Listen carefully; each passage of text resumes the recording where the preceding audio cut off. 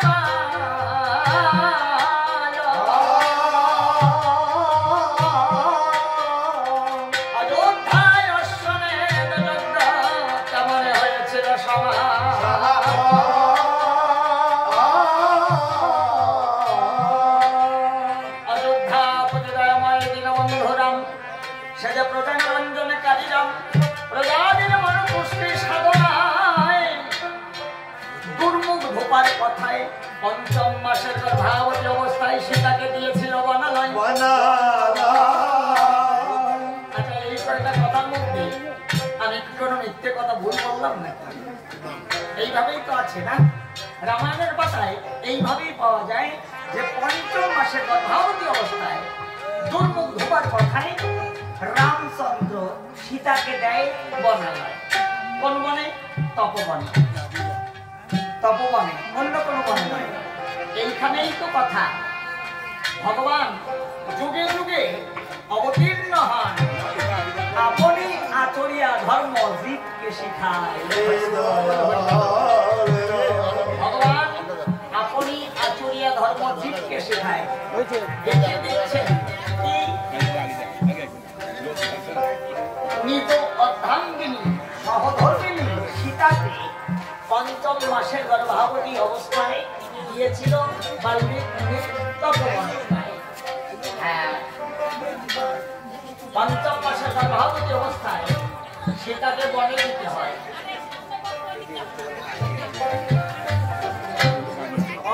আরো জায়গা? আরো জায়গা আছে, এদিকে আরো জায়গা আছে, আরো এগিয়ে আসে। বাবা এদিকে আসেন, আমি দিকে আমি এই কথাগুলো বলতে পারছি না। আমি যেটা কথাটা বলছি তো রামায়ণের কথা নয়। হ্যাঁ, এবার কত ভালো লাগছে। হ্যাঁ, ভালো মানুষগুলো ভালো থাকলে তো সামনে ভক্ত প্রাণ মানুষ সামনে ভালো হয়।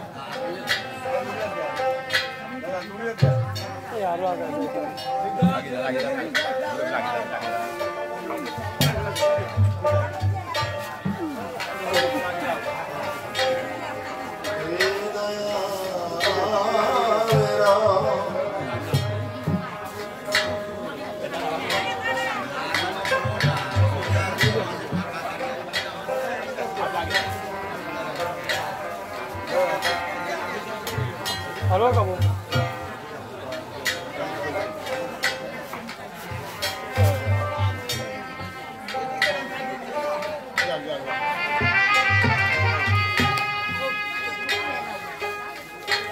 এই কথার মধ্যে আমি কথাটা বলবো না বলে আমি দাঁড়িয়ে আছি। পঞ্চম মাসের গর্ভবতী অবস্থায় সীতাকে বনে দিতে হয়। কোন বনে? তপবনে। রামচন্দ্র বনে দিয়েছিল। আমি সেই কথাটা, সেই লীলা কথাটিকে বাস্তবের উপরে এনে আলোচনা করতে চাই। প্রতিটা সংসারে, আমি বাস্তবের উপরে কথা বলছি, প্রতিটা সংসারে এই রামচন্দ্ররা সীতাদের নিয়েই সংসার করে। সীতার ছাড়া রামচন্দ্রদের সংসার হয় না। এই সীতাদের যখন পঞ্চম মাসের গর্ভবতী অবস্থা হবে, তাকে দিয়ে যদি তপজপ করানো যায়, সে কোথায় থাকবে? তপবনেই থাকবে। তপজপ যেজন করবে সে তো তপবনেই থাকবে। আর কুশীলবের মতো সুসন্তান লাভ করতে হলে তাকে তপজপ করতেই হবে। এই জন্যে পঞ্চম মাস মানে 5 মাস। আচ্ছা, তার আগেও দেয় নাই কেন আর তারপরেও দেয়নি কেন? কি আগে দিতে পারতো, তারপরে দিতে পারতো, 6 মাস 7 মাসের সময় দিতে পারতো, 3 মাস 4 মাসের সময় দিতে পারতো, কেন দেয়নি? না, দেবে না। ওই কথাটা লেখা হবে না। 3-4 মাস বা 6 মাস 7 মাস এটা লেখা হবে না। কারণ পঞ্চম মাসের সময় তপবনে দিতে হয়, মানে তপজপ করাতে হয়। পঞ্চম মাস থেকে তপজপ করার মানে সন্ন্যাস জীবন আর বনবাস জীবন, দুটো জীবনের মানে এক জায়গা। সব কথা তো পরিষ্কার করে বিশ্লেষণ করা সম্ভব হয় না। আমি বললাম তপবনে দেওয়া মানে তপজপ করা জীবন, বনবাস জীবন। আর বনবাস জীবন, সন্ন্যাস জীবন, দুটো জীবনের মানে এক জায়গা। যারা শিক্ষাতন্ত্র গ্রহণ করেছেন, আমি এরকম ইঙ্গিতে বললেও আপনারা বুঝবেন। তাহলে বনবাস জীবন আর সন্ন্যাস জীবন, দুটো জীবনের মানে যদি এক জায়গা হয়, তাহলে তপজপ যতক্ষণ করবে, ওই পঞ্চম মাসের বয়স গর্ভ থেকেই তপজপ করতে করতে 7ম মাসের সময় সন্তানের যখন ছুটি হয়, মা কি নাম করছে, কৃষ্ণ নাম করছে, কেমন ভাবে করছে, সাধু সঙ্গ, ভক্ত সঙ্গ, পরম বৈষ্ণবের সঙ্গ করছে, এই সন্তানের যখন ছুটি হয় সন্তান সব শুনতে পায়। মা কিভাবে নাম গুণগান গাইছে, চোখের জলে ভাসছে। তখনই সন্তান যেন মায়ের ওই ভাবটি নিয়ে ধরাধামে ভূমিষ্ঠ হবে, সে ভক্ত হয়ে এমনিতে নয়। আমি এতগুলো কথা খরচ করলাম খালি খালি নয়, এই রামায়ণ থেকে টেনে এনে আমি বাস্তবের উপরে এই কথাগুলো বললাম। সাধনার জগতে আমরা জানি কয়াদুর গর্ভে প্রহ্লাদের জন্ম হয়েছিল। সে যুগে একটা প্রহ্লাদের জন্ম হয়েছিল। কয়াদু নাম পেয়েছিল কোথায়? কৃষ্ণ। কৃষ্ণ নাম পেয়েছিল নারদের কাছে।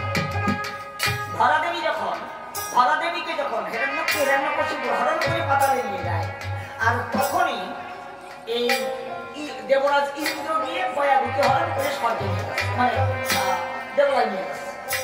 এখন পরম পিতা তিনি দেখলেন, আচ্ছা দৈত্যরা যা করে, যদি দেবতারা তাই করে, তাহলে দৈত্য দেবতার মধ্যে পার্থক্য কি থাকে? তাহলে সমান সমান হয়ে যায়। এই জন্য নারদকে পাঠিয়ে দিয়েছে, নারদ যাও কয়াদুকে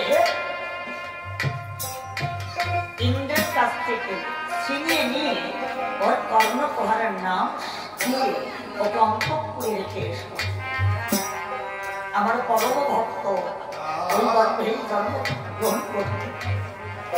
তখন নারদ গিয়ে ইন্দ্রের কাছ থেকে কয়েকদিকে ছিনিয়ে নিয়ে কৃষ্ণ নাম দিয়ে যখন অন্তঃপুরে রেখে আসে, প্রতিনিয়ত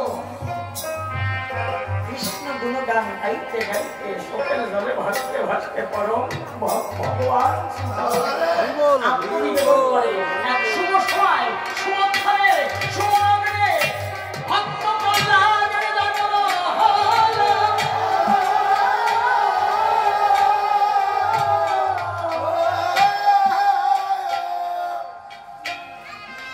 আমি সেই যুগে, আমি না শুধু আমরা সবাই, কি আমরা সবাই দেখতে পাই সে যুগে একটা প্রহ্লাদের জন্ম হয়েছে।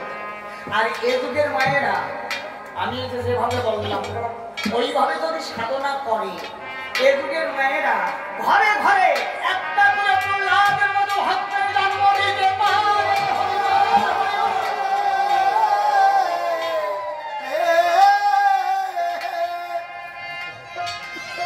সাধনার অভাব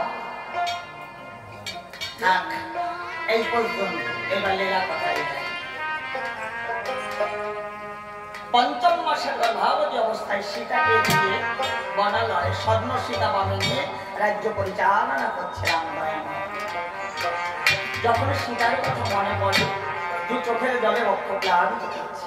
প্রাণ কাঁদে প্রেমময় সীতার করে, কত যুগ যুগান্তর হেরিনি তারে, যে নিজ করে ভেঙে ফেলেছি, যে তোরই ভাসিয়েছে অনন্ত লহরে, কেন সেই প্রাচীন মহৃদয় মাঝে বারবার জাগরিত করে পড়ছে। এই দুর্বিষহ যন্ত্রণা আমি যার সইতে পারি না। ঠিক এমনই সময় কুলগুরু বশিষ্ঠদেব দ্বারকে শেষে দিয়েছে দর্শন। এই রামচন্দ্র কেন হেরি তব বিমর্ষ ভীষণ বলিত বলো। গুরুদেবকে দেখার সঙ্গে সঙ্গে পাদ গর্ভদান করি করে নিতে হয়েছে। প্রাণীটা যে কেন সীতার তরে কেঁদে উঠেছে আমি যে বলে বোঝাতে পারছি না। গুরুদেব কেন? তোমার বামে দেখছি স্বর্ণ সীতা, আমার মা জানো কি কোথায়? কত সোনা, কিন্তু আমার উপাসনা মা তো মা, উপাসনা মা হচ্ছে পিতা। আরে কোনা ও কথা বলে না। গুরুদেব আমি তো প্রজাদের রঞ্জনকারী রাম, তাই প্রজাদের মনোতুষ্টি সাধনায় আমি সীতাকে দিয়েছি বর্ণনা। তুমি কি জানো না রাম, সেই যে মা জানো কি, সে যে জগতের লক্ষ্মী, সে জগৎ লক্ষ্মী সীতাকে দিয়ে বনে সুখে রাজত্ব করছে রামচন্দ্র অযোধ্যা ভুবনে। তোমার মতো মূর্খ রাজা রাজ্যে আমি একদম বিভ্রান্ত করবো না, এই আমি প্রস্থান নিলাম। অভিমান বসত গুরুদেব যখন চলে যায়, রামচন্দ্র ছুটে গিয়ে ধরেছে গুরুদেবের যুগলের পায়ে। ক্ষমা মামা অপরাধ গুরুদেব, না তোমাকে ক্ষমা করা যায় না। আগে তো তুমি ব্রহ্ম হত্যাকারী পাতকী, তাহে দিয়েছে জগৎ লক্ষ্মী সীতাকে বনে। গুরুদেব অসহায় নারী সীতাকে বনে যে অন্যায় করেছে ভারী, কিন্তু ব্রহ্মপদে পাতকী কেমন করি এটা তো বুঝতে লাগে। কেন? তুমি যে রাবণ কুম্ভকর্ণকে বোধিয়াছ, সে রাবণ কুম্ভকর্ণ ছিল তাম ব্রাহ্মণ। তাও কি জানো না তুমি রামনারায়ণ? নাভি পদ্মে পদ্মজনী তাহার পুত্র পুরস্তমনে বিশ্বস্বধারিতনায় দশানন্তারি সুত এই জগতে আছে নিহিত ব্রহ্মবন সেই তাদের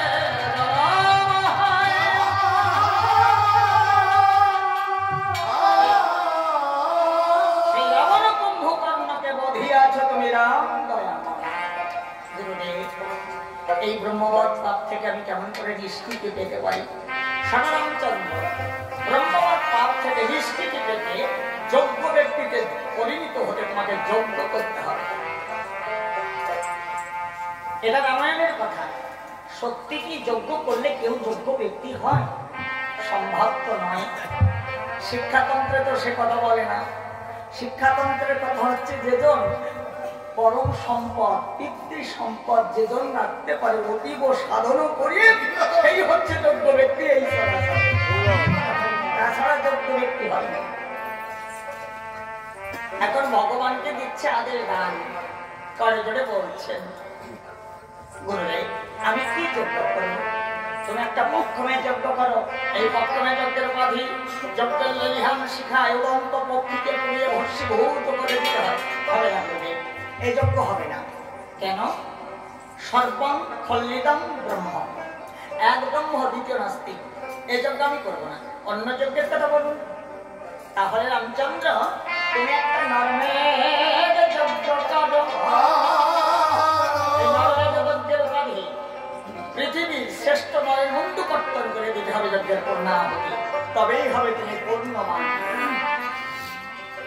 গুরুদেব, এ যজ্ঞ সম্ভব নয়, কারণ পৃথিবীকে শ্রেষ্ঠ নর বলে আমরাই 4 ভাগ। এ কথাও তো মিথ্যে কথা বলেনি। এক বিষ্ণু চতুর্বংশে জন্ম নিয়েছে দশরথ, রাম লক্ষ্মণ ভরত শত্রুঘ্ন। তাহলে আইন অনুসারে মমমুন্ডু কর্তন করে দিতে হবে যজ্ঞের পূর্ণাহুতি। আদেশ করবো বলে পাশে লক্ষণ বসা ছিল, পরে দাদাকে ডেকে বলল, দাদা তোমাকে যোগ্য ব্যক্তিতে পরিণত করতে হাসতে হাসতে মমমুন্ডু কর্তন করে যজ্ঞের পূর্ণাহুতি দান করতে আদেশ করো। না রে লক্ষণ, আমি হতে চাই না যোগ্য ব্যক্তি, এই যজ্ঞ আমি করবো না লক্ষণ। গুরুদেব, আপনি অন্য যজ্ঞের কথা বলেন। বশিষ্ঠদেব মৃদু হেসে তখন ডেকে বলছে, রামচন্দ্র আমি জানি পূর্বে যে যজ্ঞের কথা বললাম তুমি করবে না, অবশেষে যে যজ্ঞের কথা বলবো এই যজ্ঞই তোমাকে করতে হবে। যেমন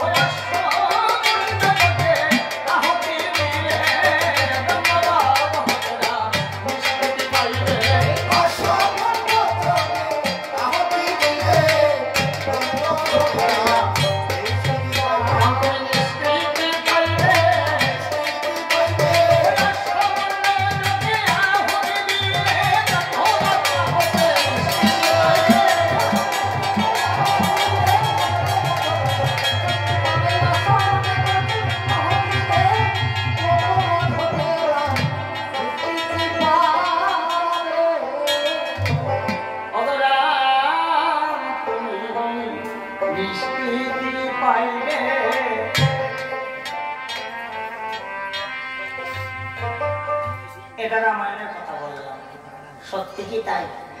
আচ্ছা, অশ্বমন্ডু কর্তন করে যজ্ঞের পূর্ণাহুতি দান করলে যদি যজ্ঞ ব্যক্তি হওয়া যেত, তাহলে আর সমগ্র ভারতবর্ষে ধনী লোকের অভাব নাই। তাহলে একজন অশ্বমন্ডু কর্তন করিয়ে সে যজ্ঞ ব্যক্তি হয়ে যেত। এই তো না, ওই রকম হয় না। ওই কথাটিকে টেনে আনতে হয় শিক্ষাতন্ত্রে। শিক্ষাতন্ত্রে আনলে কথাটা উল্টে যাবে। যেমন সাধুগুরু বৈষ্ণব ব্যাখ্যা করেন, আমাদের এইটা হচ্ছে দেহরাজ্য, এই যে প্রতিটা দেহরাজ্য, এই দেহরাজ্যে আমি ইংরেজিতে কথাটা বলে যাচ্ছি, প্রতিটা দেহরাজ্যে শ্বেত বর্ণের একটা অশ্ব আছে, শ্বেত বর্ণের অশ্ব। এই শ্বেত বর্ণের অশ্বকে যদি গুরুর চরণে অর্পণ করে দেওয়া যায়, গুরুর কৃপা হলে পরে তবে এই শ্বেত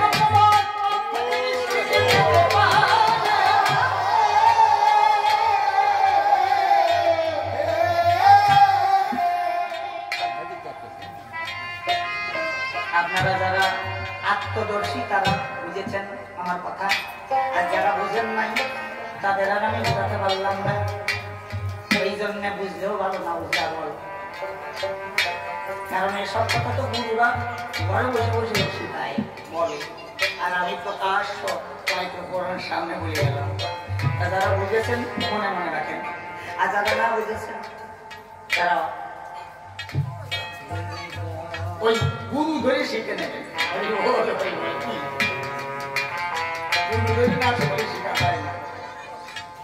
আমি আলোচনা করব অষ্টম বর্ণ। এই অষ্টম বর্ণ অশ্ব মানেটা কি? অষ্টপাশ মুক্ত যিনি, অষ্টম বর্ণের অশ্ব মহাজন তিনি। অষ্টপাশটা কি? আমার আমিত্ব, আত্মহংকার, হিংসা, নিন্দা, কামনা, বাসনা, পরচর্চা, পরশ্রিতা। এই অষ্টপাশ মুক্ত করতে না পারলে তার প্রাণের নৈবিদ্যাদি কোনোদিন পৌঁছাবে না গোবিন্দের স্মরণ। এই জন্যে জগতে অষ্টপাশ মুক্ত যেজন হয়েছে তার শ্রীচরণে আমার কোটি কোটি প্রণাম। প্রকাশ্যে এই ভক্ত সমাবেশে আপনাদের মতো ভক্ত ভক্তিমতী মায়েদের স্মরণে আমি বারংবার প্রণাম করি। আর সেই অষ্টপাশ মুক্ত যেজন হয়েছেন তিনার স্মরণে কোটিবার প্রণাম করি।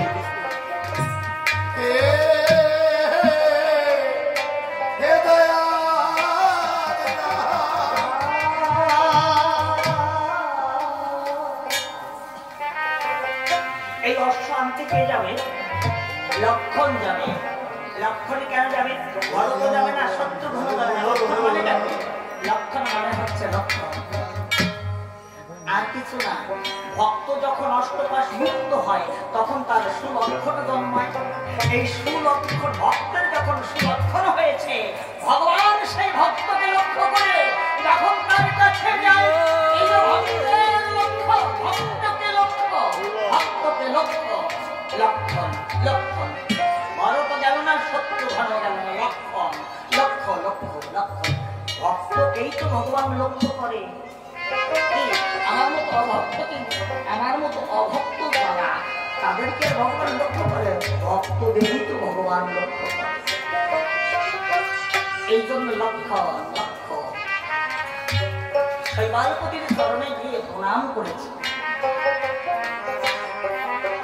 শৈবালপতিকে প্রণাম করল। শৈবালপতি তো ভক্ত। আচ্ছা, শৈবালপতি অমরতিপুরে যার বাস, শৈবালপতি মহারাজ। আর আমি এ কথা কি ভুল কথা বললাম, মিথ্যে কথা বললাম? অমরতিপুরে শৈবালপতি মহারাজের বাস, এই কথা লেখা আছে। একটু চেপে দাও। আমি মিথ্যা কথা ভুল কথা মনে হয় বলছি না। অমরতিপুরে শৈবালপতি মহারাজের বাস। অমরতিপুরটা আপনারা এই আসমুদ্র হিমাচল ভারতবর্ষে কত তীর্থ দর্শন করেছেন? আচ্ছা বলুন দেখি আমার কাছে, এই অমরতিপুর শৈবালপতি মহারাজের কোন জায়গা কি পেয়েছেন? পেয়েছেন? মনে হয় না, কারণ ওটা রামায়ণে আছে, কিন্তু দেখবার মতো কোনো জায়গা নাই। কেন নাই? অমরতিপুরটা এখানে হয়তো হতে পারে, এইখানেই হতে পারে। এই মাটিতে এমন একটা ভক্তের জন্ম হতে পারে, তার জন্যে যুগ যুগ ধরে সে অমর হয়ে যাবে। এই মাটির যুগ যুগ ধরে অমর হয়ে যাবে, সে হবে অমরতী। সেই ভালো। এই জন্য দেখানো যায় না, কিন্তু বলা যায়। লক্ষণে গিয়ে যখন শৈবালপতিকে প্রণাম জানিয়েছে, শৈবালপতি ভক্ত আর লক্ষণ চারি অংশ, ভগবানের চারি অংশের এক অংশ। ভগবান সত্তা কেন ভক্তকে প্রণাম করে দেন? হ্যাঁ পারে, ভগবানই তো ভক্তের মান বাড়াতে, ভগবান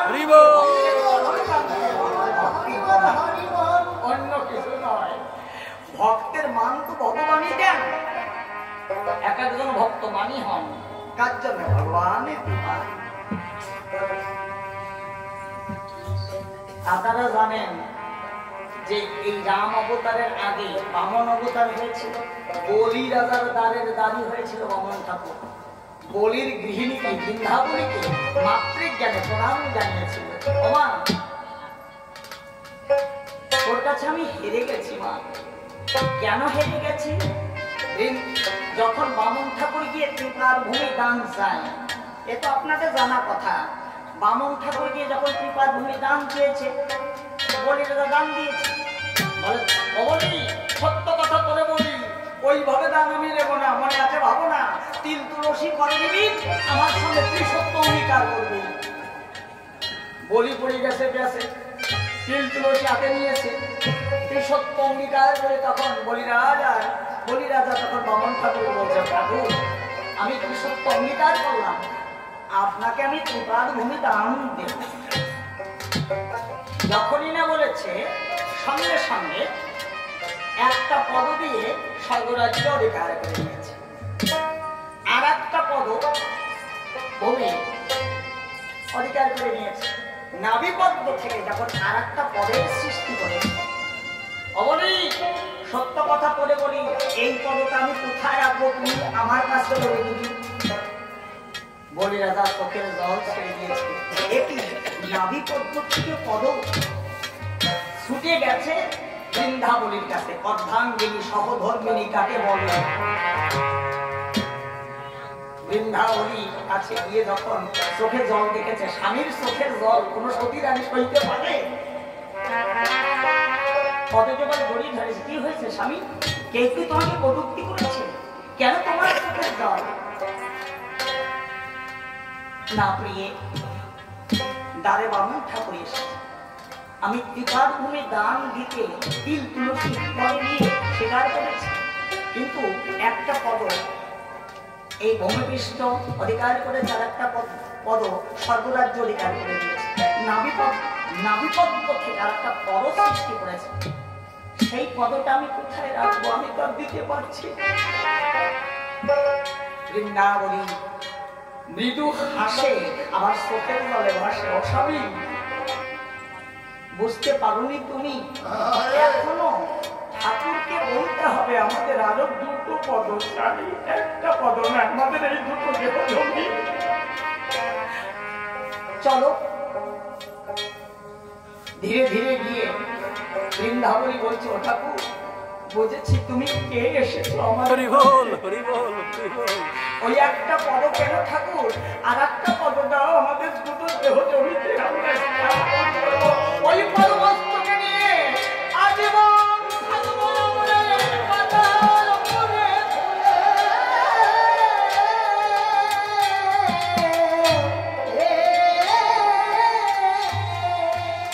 এই যে অর্ধাঙ্গিনী, এটাই বলে সহধর্মিনী। এই জন্যে আমি আর একটু বলি, রামচরণে হনুমান প্রণাম করেছিল।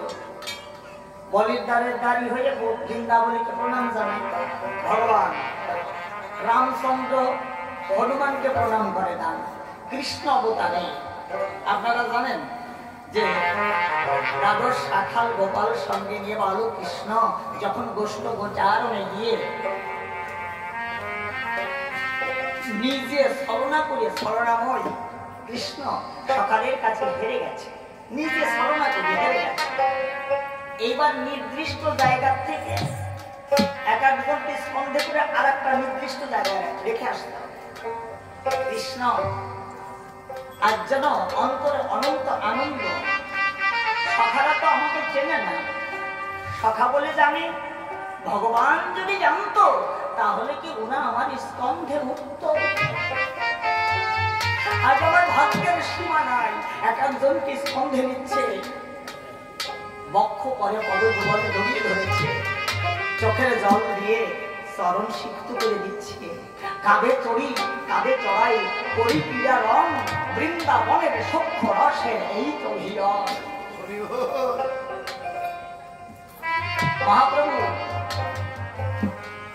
শিবাসঙ্গনে বিশ্বভারতীকে গুরু করলেন, ভারতী গোসাইকে গুরু করলেন। এই যে গুরুদের চরণে প্রণাম করেছে তো,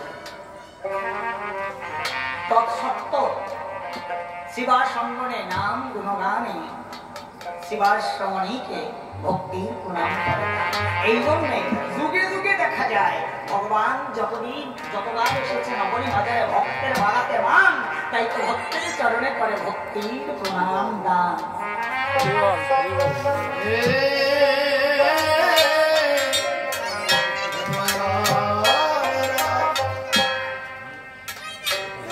শৈবালপতিকে যখন প্রণাম করেছে, শৈবালপতি গললগ্ন কৃতবার সে লক্ষণকে প্রণাম করেছে। ঠাকুর লক্ষণ এতদিন পরে প্রভুর বুঝি এই অভাগার কথা মনে পড়ে, তাই তো তোমাকে পাঠিয়েছে আমার ধারে। বলো কিসের কারণ? শৈবালপতি তোমার নাকি আছে অষ্টম বর্ণের অশ্ব, আমার দাদা করলেন অশ্বমেধের যজ্ঞ, সেই অশ্বটি দান করে তুমি আজ আমার আছে। এই অশ্ব নেবার পূর্বে আমার সঙ্গে ত্রিসত্য অঙ্গীকার করতে হবে। আমি যাহা চাইব আমাকে দান করতে হবে। বলো বলো সেই গল্পটি তোমার কিসের প্রয়োজন? যুদ্ধ, অর্থ, সঙ্গে যাহার প্রয়োজন রামানুজ লক্ষণ মুক্ত হস্তে তোমার তাহাই করিবে দান। বলো তোমার কিসের প্রয়োজন? সেই গল্পটি চোখের জলে ভাসছে। ঠাকুর লক্ষণ, আমি একজন রাজা, এই জগতে আমার অর্থের অভাব নাই, কিন্তু আমার সেই পরমার্থ নাই যে পরমার্থের বিনিময় শেষের দিনে সেই ভবনদী পাড়ি যে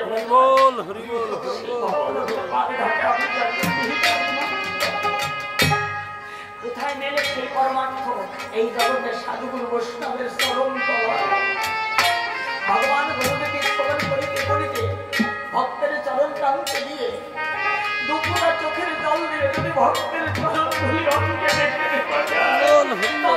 সেই পরমার্থ জুড়া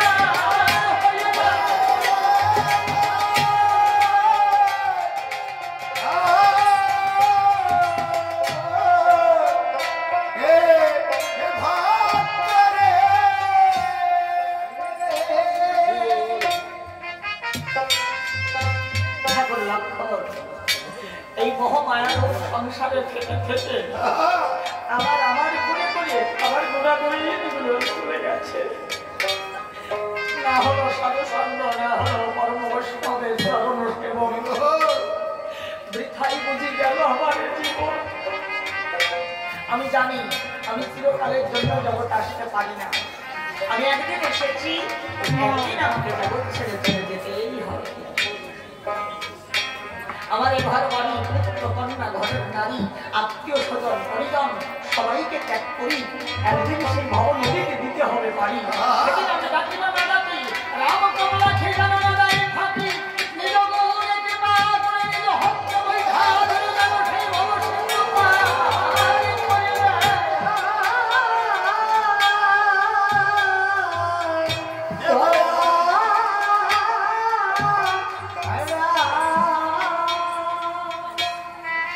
দীনবন্ধু হে দীনবন্ধুরা,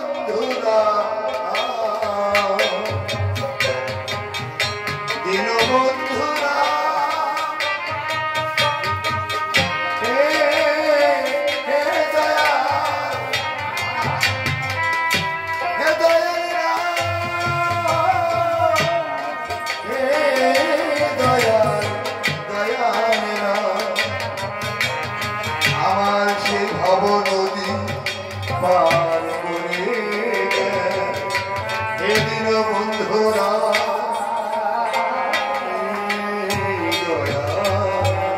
সেই গল্পটি ভগবানের চিন্তা তুমি করো না। যেজন নাম জপিতে পারে সেজন নাম করলেই সে ভবসিন্ধু পার হয়ে যায়। অষ্টটিকে দান করে, চোখের জলে ভাসতে ভাসতে অশ্বটিকে যখন দান করেছে, মনানন্দে অযোধ্যায় উপস্থিত হয়ে দাদারে চরণে করেছে নিবেদন। রামচন্দ্র কলেজে ডেকে হয়েছে, গুরুদেব এই তো অশ্ব, এখন কি কর্ম সাধন করতে হবে? একটা জয়পত্রকা লিখতে হবে। চতুর্দেশ করিয়া জয়, অশ্ব আসিলে আপন অঙ্গিনায় অশ্বমুণ্ড পত্তন করে যোগ বলে আবার অশ্বকে পুনর্জীবন দিতে অশ্বমুণ্ড পত্তন করে আহুতি দিতে হবে, আবার যোগ বলে পুনঃপ্রাণ ফিরে দিতে হবে। বাহ, উত্তম যোগ্য তো, তাই এমন যোগ্য তো করাই যায়। আপনি লিপিবদ্ধ করুন, আমি শ্রবণ করছি। বশিষ্ঠদের জয়পত্রকা লিখছে। অযোধ্যায় দশরথ রাজা দেবাদিদেব গন্ধর্ব করে তার পূজা। রাম লক্ষ্মণ ভরত শত্রুঘ্ন পুত্রচারীরা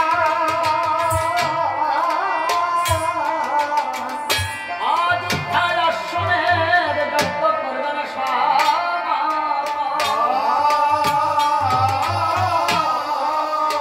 আপন সেই রামচন্দ্র ভুবন পূজিত।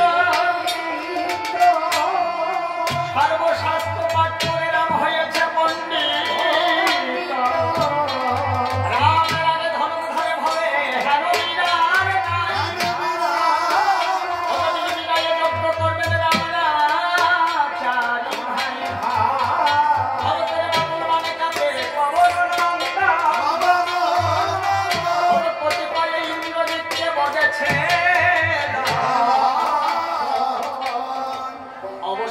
লিখছে অহংকারে লিখলা পত্র অখিলের অবধি এই অশ্ববাধিরে রাজা হবে সতী সতী মায়ের পুত্র হয়ে অশ্বরী বাঁধিলে অশ্বরীর পুত্র অশ্বমের দেখে বেরিয়ে অশ্ববাধিরে ছেড়ে দিলে জানে দাদা হয়ে গেল রবে রাধি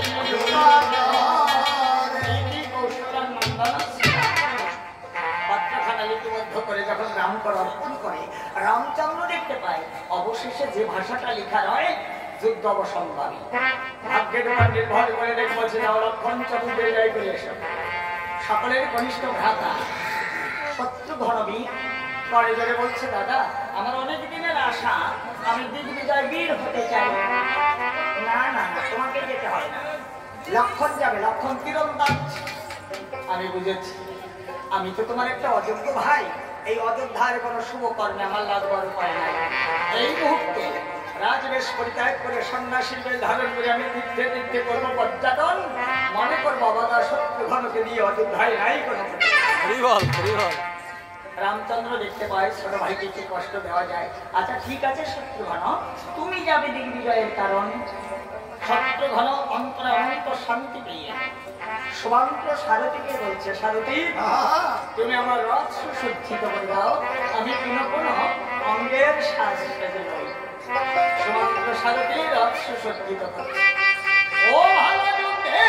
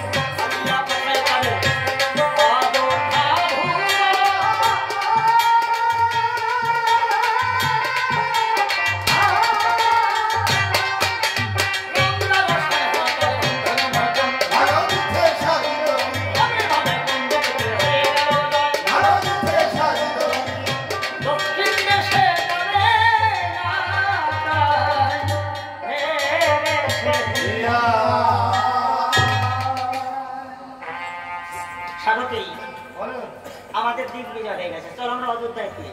না না না ছোট রাজা, এখন আমাদের দক্ষিণ দেশ বাকি রয়েছে ছোট রাজা। দক্ষিণ দেশে যেতে হবে না। দক্ষিণ দেশে একটি মাত্র বীর ছিল লগন নামে দৈত্য। আমি খেলিবার বাটুল তাকে নাশ করে দিয়েছি। এই জন্য মনে আছে ভাবনা দক্ষিণ দেশে যাবো না।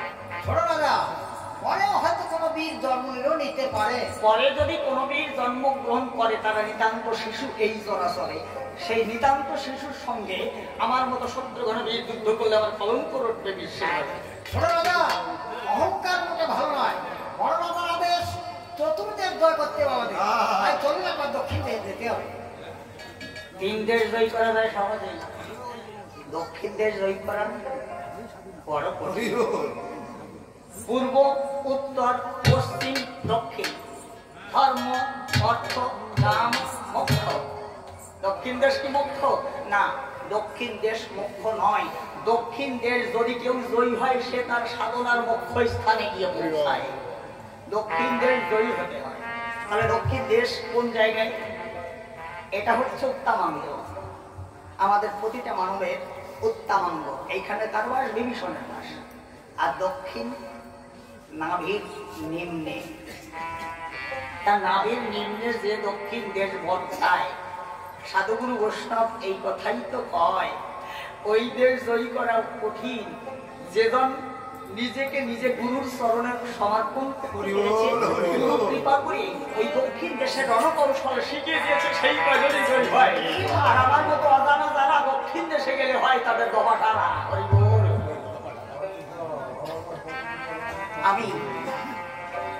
আমি আমার সাধক পশ্চিমের একটা পদ থেকে এই দক্ষিণ দেশে জায়গাটা একটু পরিষ্কার করি। হায় রে অমন ভবন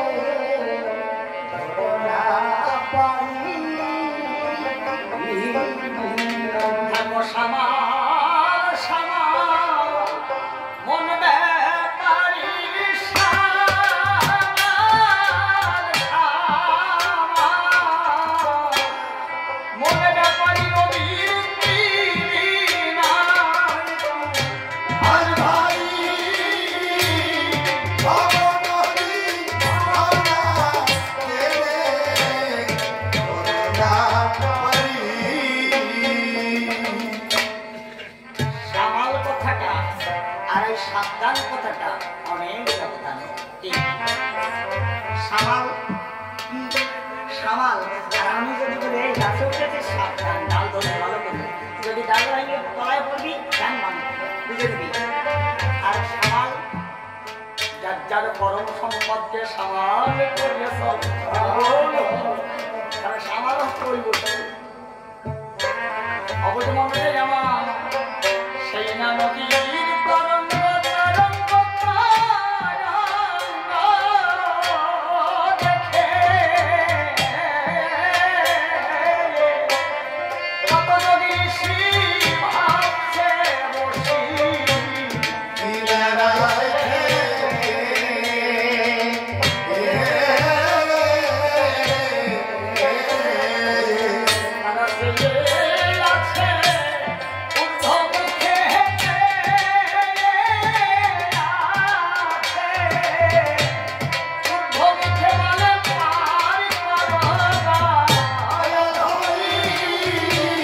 ভবন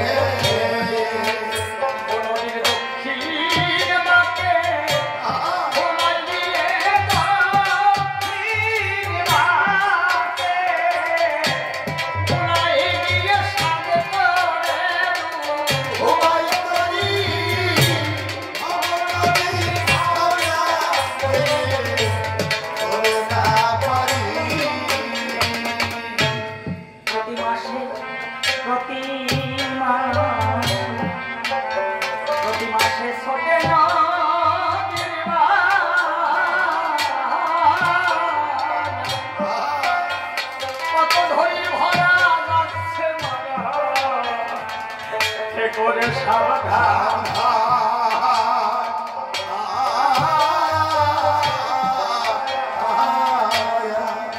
আমার গুরুর কাছে জানো সন্ধানে গুরুর কাছে জানো সন্ধান ভব পারে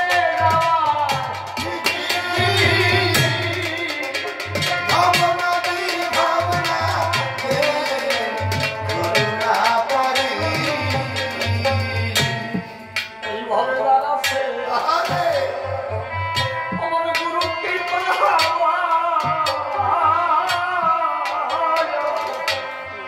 সেই সে কেবল জানতে পারে নদী কোনখানে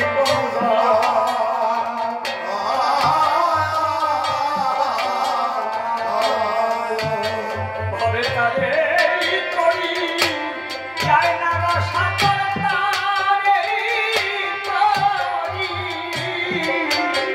যায় না সাগর গুরু আছে কান্দারি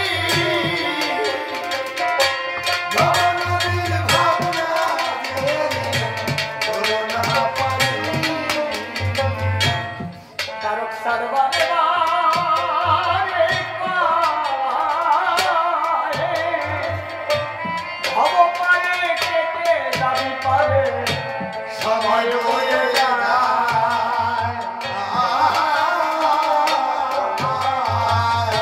এবার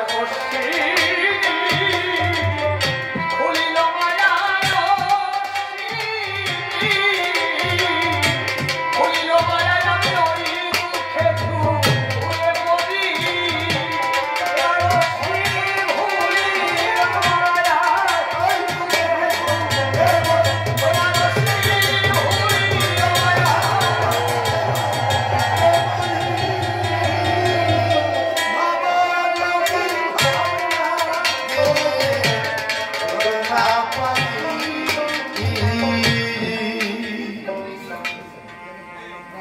আত্মদর্শী মানুষ যারা এই কথার অর্থ বোঝে তারা আমি তো বুঝি না সত্যি ঘন বোঝে না তাই বারবার যেটা বলছে দক্ষিণ দেব ঈশ্বর নামে ওদিকে চিত্রকূট পর্বতে বাল্মীক পরিধান যোগে জ্ঞানাকে মেলে দিয়েছে যজ্ঞাশ্ব যদি আমার দক্ষিণ দেশে না আসে অসম্পূর্ণ থেকে যাবে আমার রামায়ণ গ্রন্থখানা হে প্রভু রাম দয়াময় তুমি কি আমার মনের ব্যথা বোঝো না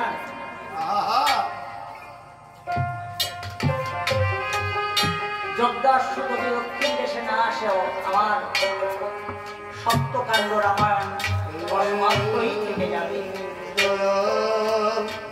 ভক্ত যদি চোখের জল ছেড়ে দিয়ে ভগবান চরণে আত্মনিবেদন করে ভগবানকে লইতে পারে দূরে সুখাকারে যেন ভক্তের অন্তরে এসে ডালিয়ে বলছে অমনি কেন চিন্তা করছো তুমি আমি যে ভক্তাধীন ভগবান ভক্তের অভিষ্ট পূর্ণ করতে আমি ব্যস্ত থাকি সর্বক্ষণ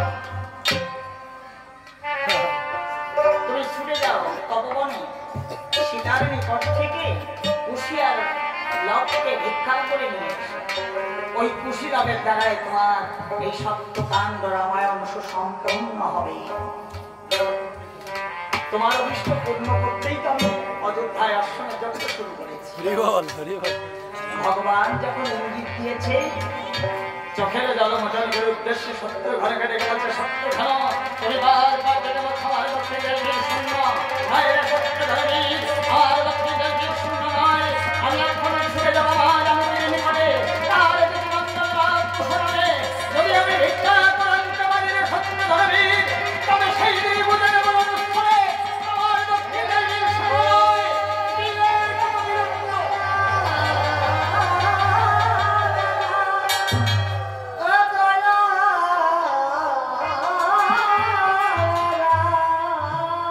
যেমনি বলা তেমনি চলা যোগ বলে ভিখারির বেশ ধারণ করেছে ভিখারির বেশ কেন ভিখারির বেশটাই হচ্ছে দৈন্যতা স্বীকার করা আর জগতে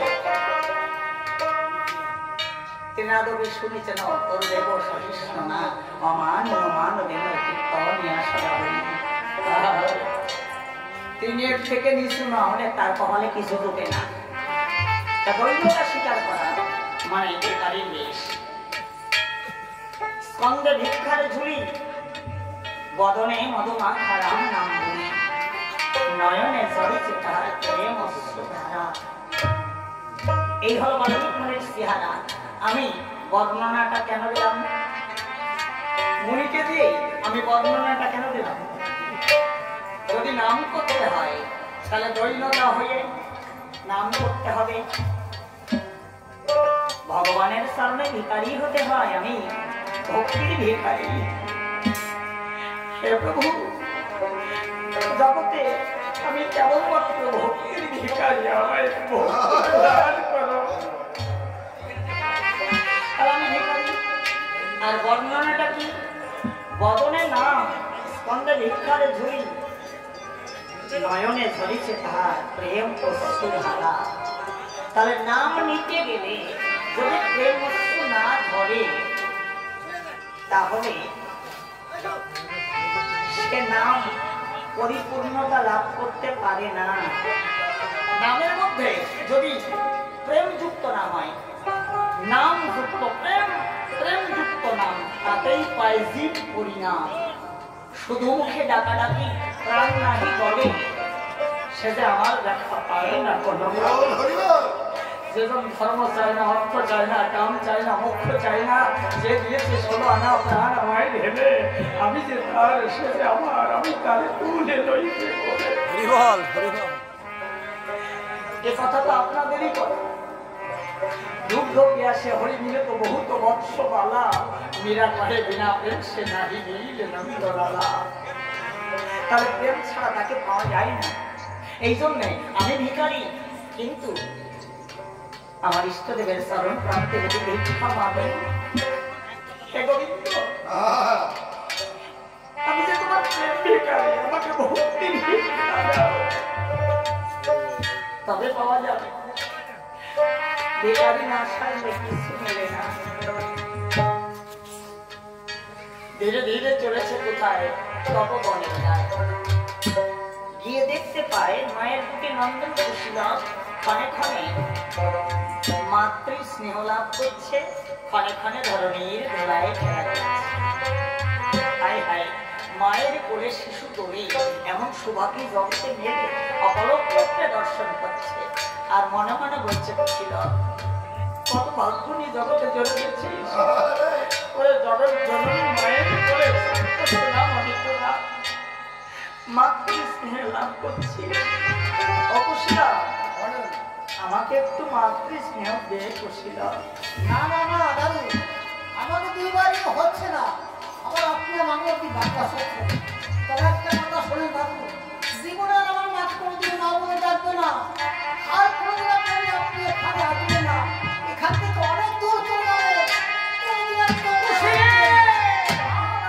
আমার কথা বলিস না রে খুশি। তোরা বেশ ভাই, আর অভাগিনী মা সীতা ছাড়া আমার তো জগতে কেউ নাই। আমার তো মা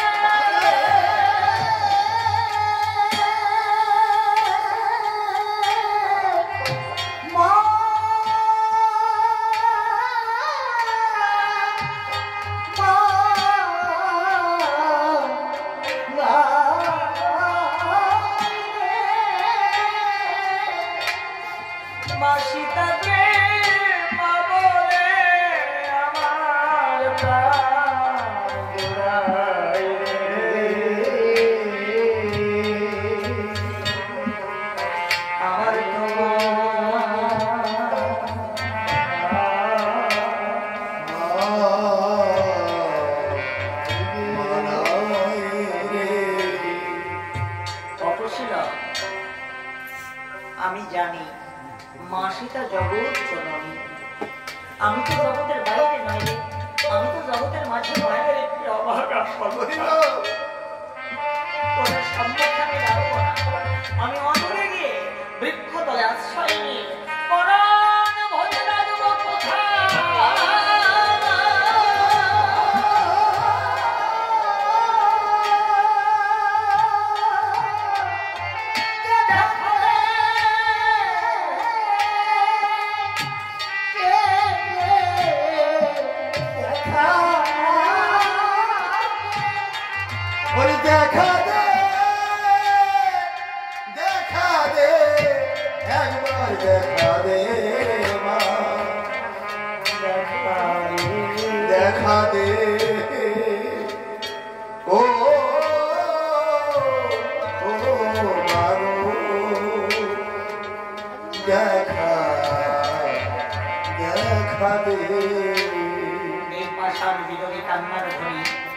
কর্ণ কুঠিরে যখন মায়ের কর্ণ গোচার হয়েছে, মা পাগলিনীর ন্যায় শুকিয়ে এসেছে। ও পিতা, তুমি কেন কাঁদছো? আমি তো জানি এই মায়াময় জগতে তোমার তো কোনো অভাব নাই, তবে তুমি কেন কাঁদছো বলো দেখি। তাই মণি ঠাকুর চোখের জল ছেড়ে দিলে পরে পরে বলছো, মা তুই জানিস আমার অভাব নাই, এ কথা তুই জানিস, কিন্তু তুই আর একটা কথা জানিস না, এই জগতে অভাব না থাকলে কেউ কোনোদিন কাঁদে না। কেউ অর্থের অভাবে, কেউ পরমার্থের কান্নাল, কিছু না কিছু অভাব আছে।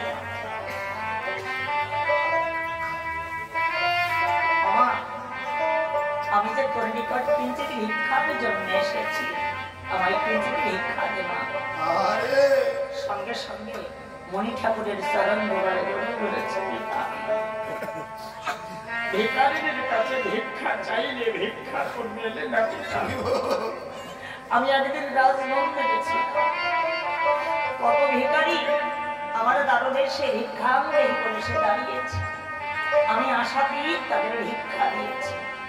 কিন্তু আজ যে আমি পথের কাঙ্গাল, বনচারী নিশিতা, তুমি বলো পিতা আমার কি ধন আছে, আমি কি ধন তোমায় ভিক্ষা দেব? তুমি বলো পিতা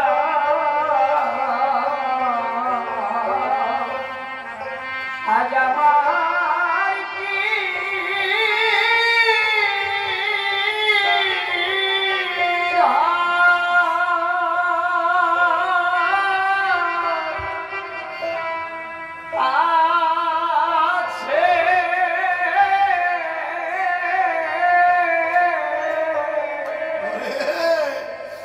আমি কি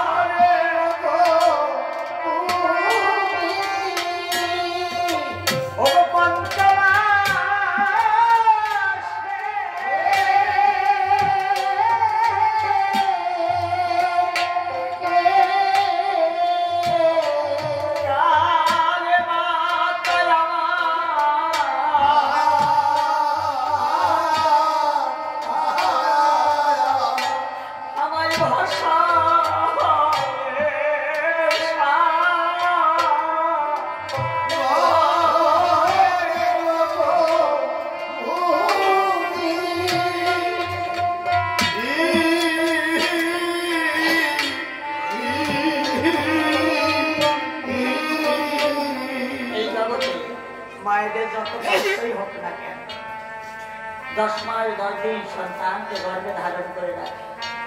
আর আমি এমনই অভাবিনী, মাতৃ যখন আমি ঠাই পাইনি। 5 মাস 5 দিন যখন আমার বয়স হয়েছিল, মা আমাকে জানো ছেড়ে পাতিলে করে ভাসিয়ে দিয়েছে। ওই আমি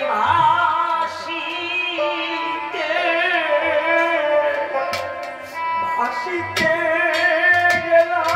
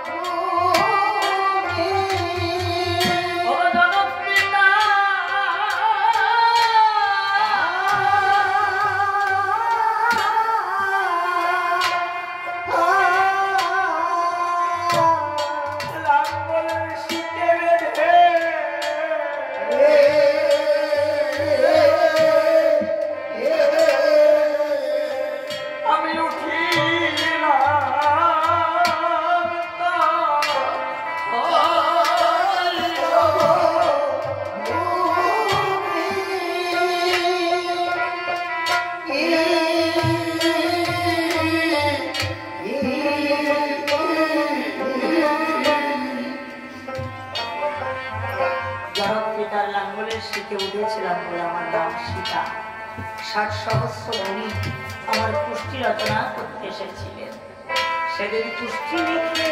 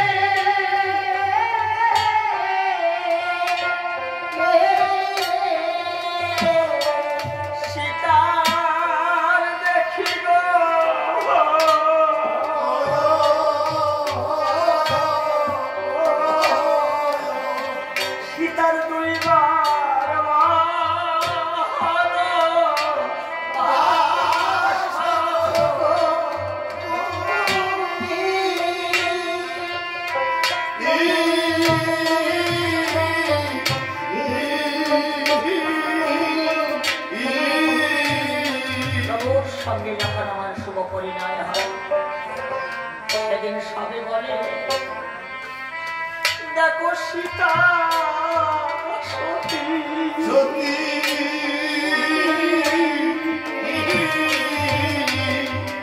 সীতাপতিকে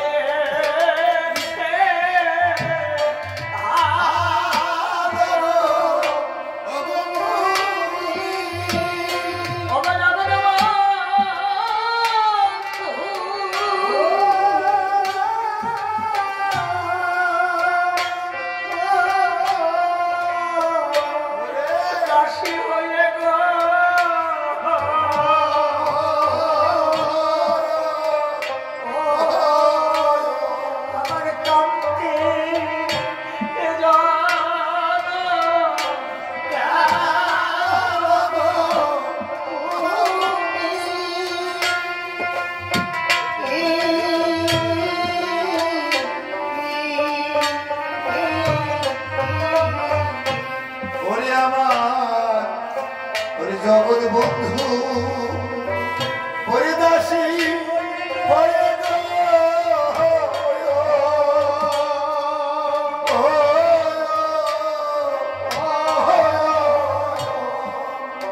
ওরে আমার কান্তে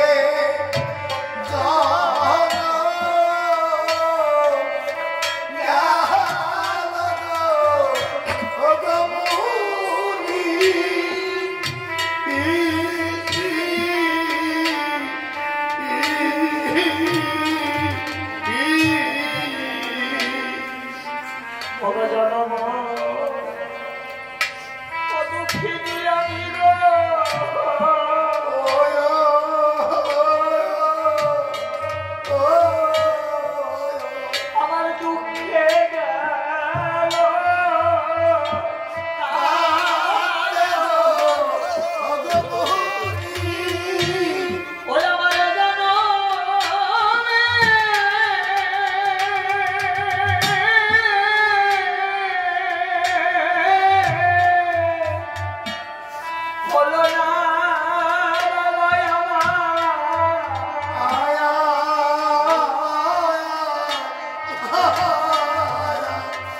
আমার সুখের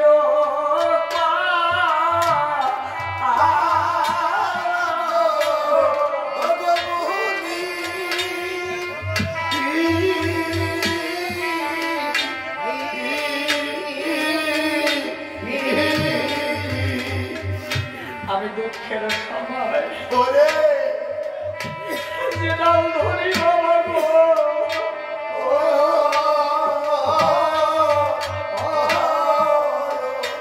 ওই আমার ভাঙবে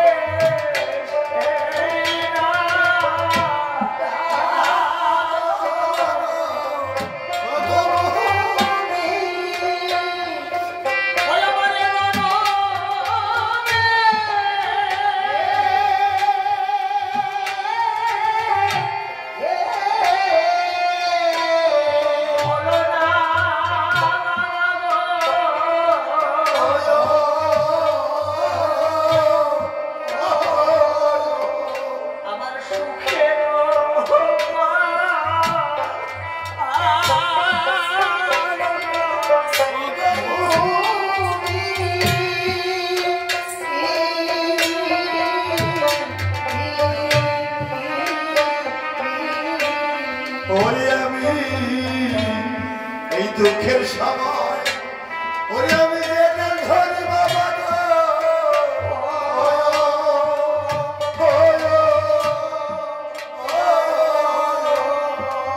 ওরে আমার ভাঙে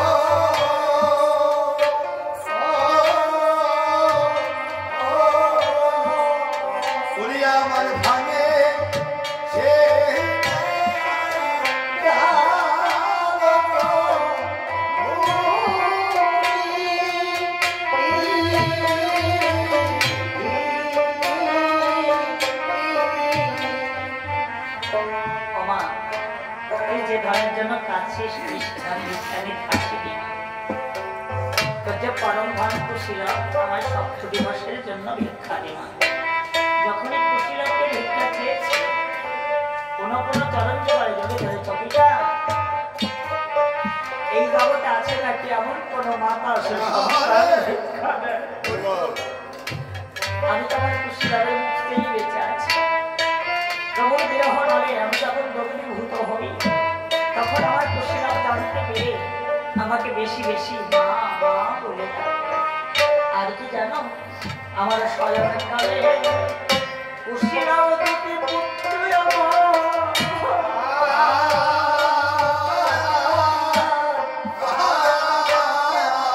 ওরা আমার দুই পাশে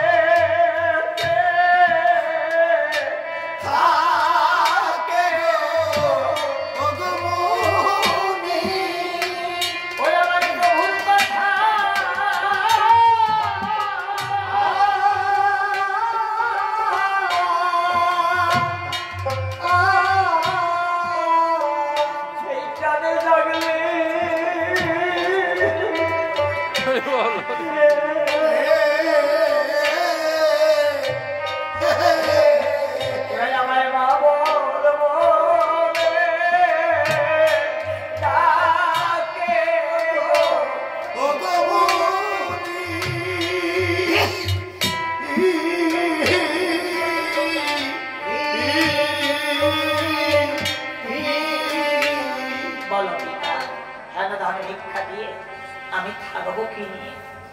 অমা, তোর মা বলাটা বন্ধ হবে না। কুশীলব সারাদিন আমার বনভূমি রক্ষা করবে, সন্ধ্যায় এসে আবার তোকে মা বলে ডাকবে। তুই যদি আজ কুশীলবকে ভিক্ষা না দিবি তাহলে তুই জানবি আমার ওই সত্যকাণ্ড রামায়ণ গ্রন্থখানা কোনোদিন পূর্ণ হবে। তোমার এই সত্যকাণ্ড রামায়ণ গ্রন্থকে পূর্ণ করতে কি অভাবে নিষেধারে তাই যদি হয় আমি আর বাধা দেব না। ও তুমি লয়ে যাও মুনি গো,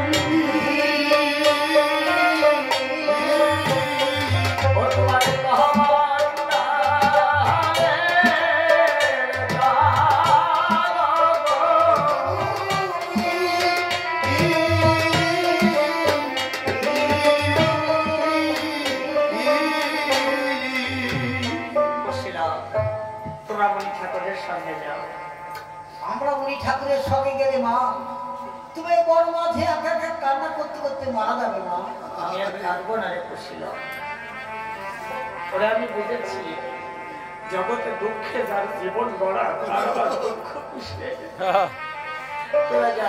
আমি একাকিনী কর্ম কুঠিরে থাকবো, নয়ন নীরে ভেসে ভেসে প্রভুর গুণগান গাইব। মুনি করে যখন কুশীলবকে অর্পণ করে দিয়েছেন, মুনি মনানন্দে বনভূমি থেকে অগ্রসর হয়েছে। মা জল ভরা নয়নে পুত্রের গমন পথ পায় তাকিয়ে আছে। এই হলো মা বনমাঝে উপস্থিত হয়েছে। কুশীলব মাকে কাঁদিয়ে আমি কেন তোমাদের নিয়ে এসেছি জানো? কি তো নিয়েছে আমার এই বনভূমি তোমাদের রক্ষা করতে হবে। আমরা কে বনভূমি রক্ষা করতে পারবো? পারবে। আমি যোগ বলে যত বান পেয়েছি একে একে তোমাদের দুই ভাইকে শিক্ষা দিচ্ছি। মুনি ঠাকুর যোগ সূত্রে পাওয়া বান যখন মন্ত্রপুত করে নিক্ষেপ করে প্রতিহত বান কুশীলব ছাড়ে। এমনি করে বান পরিচালনা হতে হতে দেখতে পাই কুশীলব বান পরিচালনায় পারদর্শী হয়েছে। অকুশীলব আমি বুঝেছি তোমরা আমার বনভূমি রক্ষা করতে পারবে, তবে তোমাদের আর একটা কর্ম করতে হবে। কি কর্ম করতে হবে? ভিক্ষা মন্ত্র নিতে হবে। এইভাবে ভিক্ষা মন্ত্র নিলে কি হয়? ভিক্ষায় দক্ষতা নেই, চলার দিক খুঁজে পায়, আত্মচেতনা জন্মায়। এই দেহ থাকে শ্মশান সমান, গুরু এসে মন্ত্র প্রদানে এই দেহ হয় স্বাদের ফুল। কে দেবে ভিক্ষাটা? আমি দেব। সরুজ থেকে স্নান করে দুই ভাই বসো আমার দুপাশে। এই তো আমরা নিকটেই জল পেয়েছি, দুই ভাই থাম করে এসে বসে। কিছু পেতে হলে আগে কিছু দিতে হয়, কিছু না দিয়ে যে চাই সে খাওয়াতে তারা খায়। কুশীলব কি দিচ্ছে? মনির চরণের সভক্তি। বিনিময় পাবে কি? মহামন্ত্র নাম। ত্রেতাযুগের আগেও নাম ছিল, সেই নাম কি নাম? নারায়ণ।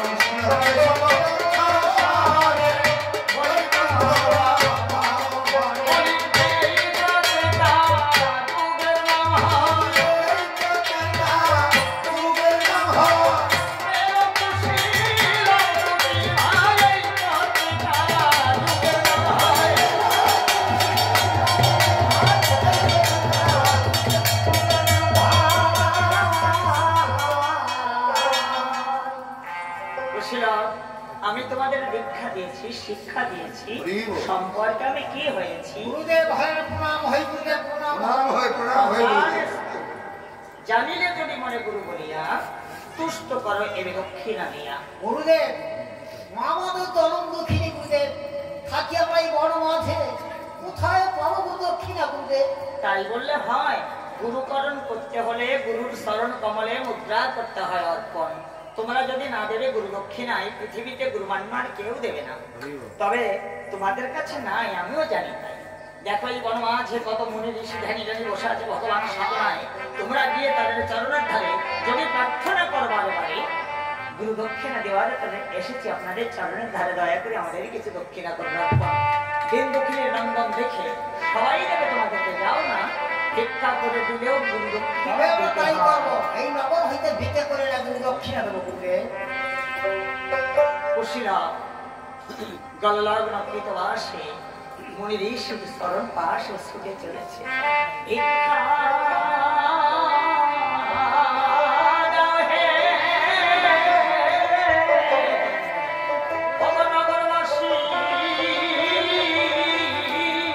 ওরে ভিক্ষা ওরে ভিক্ষা দাও হে ওরে নগরবাসী গুরুর চরণে দক্ষিণা দিয়ে আসি। ভিক্ষা দাও। বসে বসে বসে আমাদের কাছে দাও। গুরুর চরণে দক্ষিণা